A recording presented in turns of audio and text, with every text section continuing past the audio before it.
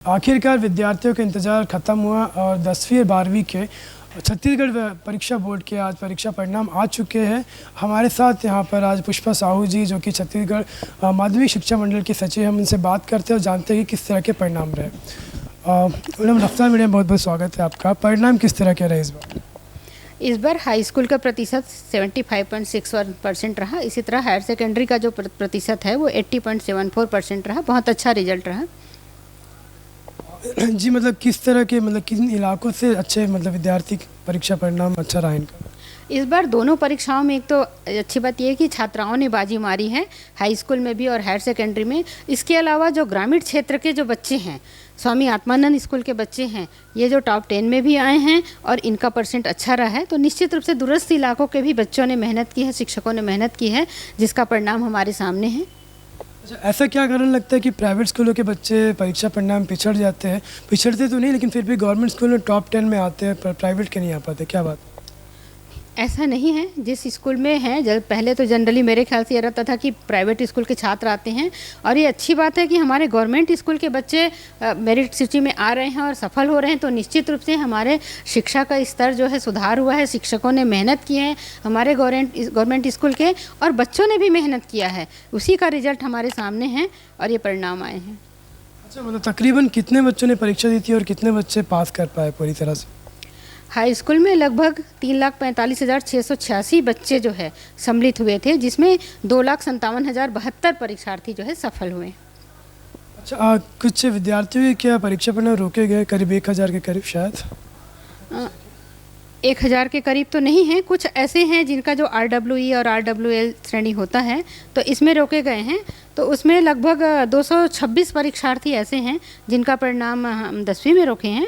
और इसी तरह से जो 12वीं में भी जो है टोटल 129 परीक्षार्थियों के रिजल्ट रोके गए हैं। कोई इसमें मान लीजिए कि अनुत्तीर्ण हुए बच्चे को, तो क्या उनके सप्लीमेंट्री की व्यवस्था है? पुनर्मूल्यांकन किस तरह की, क्या तारीखें वगैरह क्या? बिल्कुल, इसमें अभी जो है हमारा जो है रीवैल्यूएशन और रीटोटलिंग दोनों का प्रावधान है। आज से 15 दिन तक वो जो है एप्लीकेशन डाल के रीवैल्यूएशन रीटोटलिंग करा सकते हैं। इसके अलावा जो 2 विषय में असफल हुए हैं उनके लिए पूरक परीक्षा का प्रावधान है, और पूरक परीक्षा में वो एप्लीकेशन भर के संभवतः जून में ली जाएगी इसमें, तो उसमें वो अपीयर होके सफल हो सकते हैं। जी, पुनर्मूल्यांकन की आपने बात की है, तो अक्सर हर साल ऐसा देखा जाता है कि बच्चों को 12वीं के बच्चों को कॉलेज में एडमिशन लेना होता है, लेकिन पुनर्मूल्यांकन के जो रिजल्ट होते हैं काफ़ी देर से आते हैं, अगस्त तक चले जाते हैं। तो इस बार क्या ऐसी समस्या रहेगी, कुछ देखा जाएगा? इस बार हमने जैसे 15 दिन के भीतर ही रहता है एप्लीकेशन देने का, रिवैल्यूएशन और रिटोटलिंग का, तो जिस तरह से हमने वैल्यूएशन का कार्य भी हमारा टाइम लिमिट में हुआ है, और हमने टाइम से पहले ही निर्वाचन के रहते हुए भी हमारा विलम्ब नहीं हुआ। तो इस बार भी हमारा रिवैल्यूएशन और रिटोटलिंग में ये प्रयास रहेगा कि पूरक परीक्षा के पहले इसके नतीजे आ जाएं, ताकि छात्र को परेशानी ना हो। चलिए, जो बच्चे उत्तीर्ण हो चुके हैं उनके लिए मैसेज, और जो अनुत्तीर्ण हो, मतलब जो पास नहीं कर पाए, उनके लिए क्या मैसेज? बिल्कुल, जो असफल हुए हैं परीक्षार्थी, उनके लिए मेरा ये निवेदन है कि आप निराश ना हों। ये आपका अंतिम प्रयास, अंतिम रिजल्ट नहीं है। आगे भी आपके लिए बहुत सारे चांस हैं। आप 10वीं 12वीं का देना चाहते हैं तो उसके लिए आप पूरक परीक्षा में पूरक आएँ तो पूरक परीक्षा दे के, अगर आप असफल हो गए हैं तो आप सेकंड चांस दे के आगे बढ़ सकते हैं। और अगर एग्ज़ाम नहीं भी दे पाएँ तो भी और बहुत सारे ऐसे फील्ड हैं जिनमें आप आगे बढ़ के आप सफल हो सकते हैं। इसलिए इसमें निराश होने की और डिप्रेशन में जाने की बिल्कुल भी आवश्यकता नहीं है। उत्तीर्ण छात्रों को तो सबसे पहले बहुत बहुत बधाई कि उन्होंने मेहनत की और सफल हुए हैं, और आगे चल के वो अपने कैरियर के बारे में सही सिलेक्शन करें। जिस चीज़ में सब्जेक्ट का सिलेक्शन करना है 10th वाले, तो सब्जेक्ट के चुनाव में, और उसी तरह से 12th वालों को जिस फील्ड में आगे बढ़ना है उस फील्ड में अपना आगे बढ़ें, और देख के जिस उनके अपनी रुचि के हिसाब से, जिज्ञासा के आधार पर उस पर आगे बढ़ें और वो सफल हों।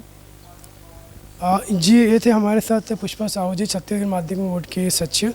इनका कहना है कि जो बच्चे अनुत्तीर्ण हो गए उन्हें निराश होने की ज़रूरत नहीं है, और वहीं जो बच्चे उत्तीर्ण हुए उन्हें सही फैसले लेने की ज़रूरत है, सही गाइडेंस के साथ में सही करियर चुनाव की ज़रूरत है। और इन्होंने ये भी बताया कि प्रदेश में इस बार जो भी परीक्षा के परिणाम है किस तरह से घोषित किए गए, और टाइमलाइन में घोषित करने की बात भी इन्होंने कही। वहीं पुनर्मूल्यांकन के जो बच्चे पुनर्मूल्यांकन में अपनी आवेदन करेंगे उन्हें भी टाइमलाइन के अंदर में उनके रिजल्ट दे दिए जाएंगे, ताकि वह आगे के अपने फैसले कर सके। बच्चों के रिज़ल्ट आ चुके हैं, बच्चों की समस्या, बच्चों का जो टेंशन था अभी ख़त्म हो चुका है। आगे हम भी रफ्तार मीडिया की तरफ से बच्चों से कहना चाहेंगे कि अभी टेंशन फ्री हो चुके हैं, सही फैसले लीजिए और जो अनुत्तीर्ण हो चुके हैं उन्हें भी फ़िक्र करने की कोई ज़रूरत नहीं, आगे बहुत भविष्य पड़ा हुआ है। मैं मोहम्मद साजिद, कैमरा पर्सन ताकेश्वर साहू के साथ रफ्तार मीडिया के लिए रायपुर से।